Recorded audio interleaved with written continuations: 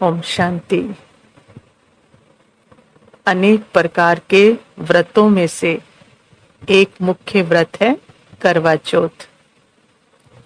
ये व्रत संसार में जहां तहां बड़े ही उल्लास से, श्रद्धा से और भावना से मनाया जाता है, जिसमें स्त्री अपने पति की लंबी आयु के लिए व्रत रखती है, नियम मर्यादाओं का पालन करती है, खान पान का त्याग करती है। लेकिन क्या ये व्रत सिर्फ पति के लिए होता है? और क्या ये सब करने से पुरुष की आयु लंबी और गृहस्थ में सुख समृद्धि आ जाती है? और जो नहीं करते ये व्रत तो उनकी सुख समृद्धि चली जाती है? तो ये विचार करने योग्य प्रश्न है ना। इस त्योहार के पीछे का आध्यात्मिक रहस्य क्या है? क्योंकि इसको सिर्फ स्थूल बना दिया। आज उसको थोड़ा सा समझने का, इसकी सूक्ष्मता को समझने का, इसके राज को समझने का प्रयास करते हैं। तो शुरू से देखते हैं कि सत्युग त्रेता में क्या थी? सुख समृद्धि और पवित्रता का साम्राज्य था, क्योंकि आत्मा खुद क्या थी? जागृत थी। तो आत्मा है ही सुख, शांति, पवित्रता सदा, तो वैसा ही उसका साम्राज्य था। लेकिन द्वापर में वो खुद को क्या समझने लगी? शरीर समझने लगी, शरीर भान में आ गई। तो जैसे पांचों विकारों की बीमारी लगने लगी, मन में आने लगी, तो उसे लगा आत्मा को कि क्या मैं हो गई जैसे बीमार, अस्वस्थ हो गई। जिस प्रकार होता है ना, कोई भी शारीरिक बीमारी आ जाए तो राय सलाह देने वाले हजारों डॉक्टर पैदा हो जाते हैं। वैसे ही जब आत्मा खुद को शरीर समझने से अपनी शक्ति को कम समझने लगी, अर्थात देह भान में आ गई, तो अपने तन मन के स्वास्थ्य के लिए और सुख शांति की बढ़ोतरी के लिए उसने अनेक प्रकार के नियम व्रत किए, जिसकी उसको सलाह मिली कि ये करने से क्या हो जाएगा? शांति आ जाएगी, है ना, बीमारी ठीक हो जाएगी। तो वो उसको सलाह मिलने लगी। तभी ये सारे व्रत शुरू हुए, जिसमें से एक व्रत क्या है? करवा चौथ। अब करवा चौथ माना, करवा माना ज्ञान कलश और चौथ माना चौथा युग। अब ये करवा चौथ की बात कहां से आई? ये कल्प के चौथे युग में आई, जब भगवान आए, अर्थात कलयुग अंत में भगवान आकर ज्ञान का कलश आत्मा रूपी सजनियों पर रखते हैं। करवा माना ज्ञान कलश हो गया ना, और चौथ माना चौथे युग में। तो भगवान आकर चौथे युग में एक ज्ञान कलश सजनियों पर रखते हैं। यहाँ सजनी का प्रतीक क्या है? आत्मा है। क्योंकि आत्मा के लिए हमेशा क्या यूज होता है? फीमेल यूज होता है। जैसे कहते हैं ना बातचीत में भी, आत्मा आती है, आत्मा जाती है, आत्मा ही सब कुछ देखती सुनती है। ये कभी नहीं कहा जाता आत्मा आता है, आत्मा सुनता है ना। पुरुष हो या स्त्री, पुरुष शरीर में है या स्त्री शरीर में है, हर एक के लिए स्त्रीलिंगी यूज होता है।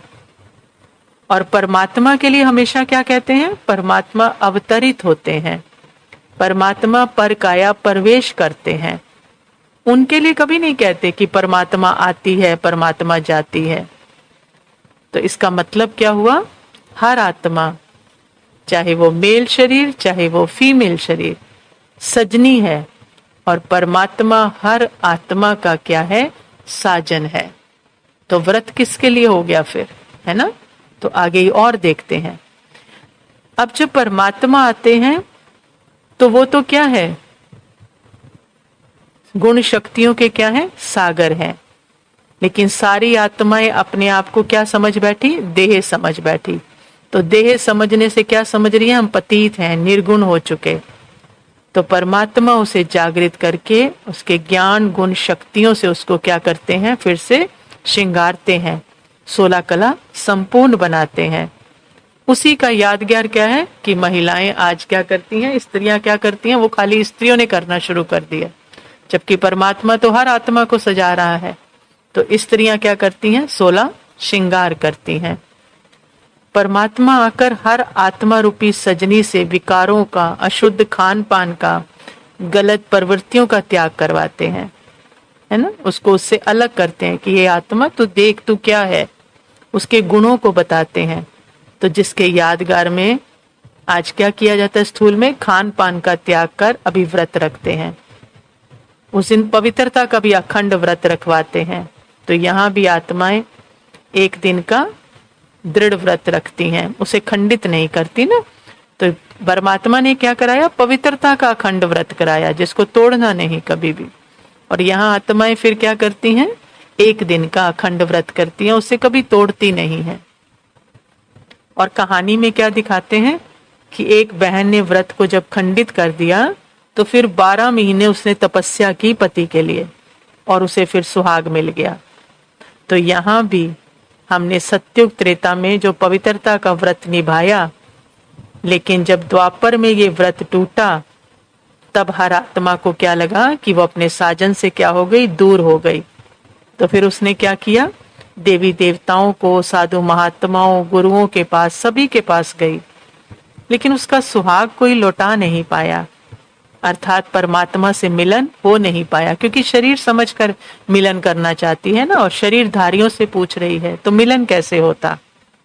लेकिन सृष्टि चक्र घूमते घूमते पुनः ये पुरुषोत्तम संगम युग आता है, तब परमात्मा बताते हैं, तो उसका मिलन होता है। मीन्स हे आत्मा, खुद को आत्मा समझ, मुझे याद कर।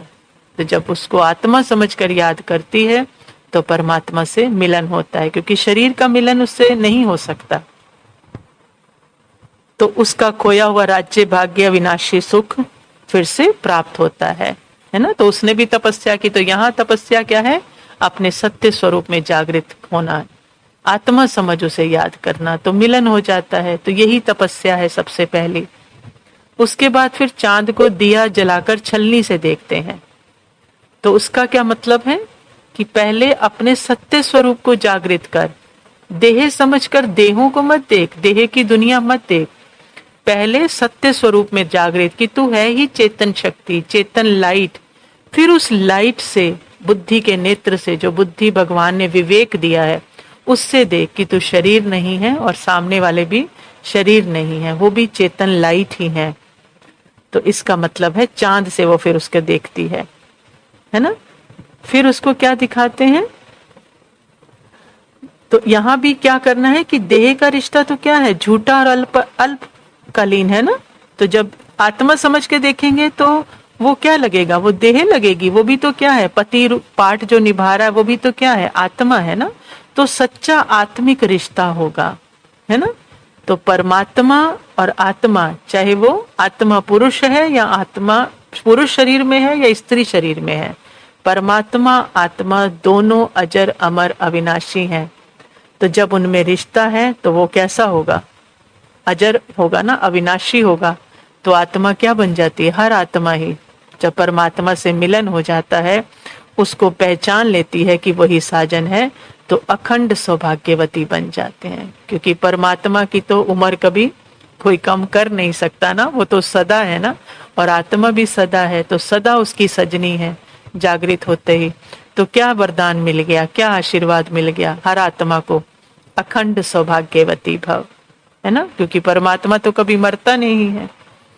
फिर कैंची व सुई धागे का प्रयोग नहीं करना, माना सदा मधुरता, कभी भी कटु व चुभे हुए वचन परिवार में यूज नहीं करने हैं किसी के प्रति भी।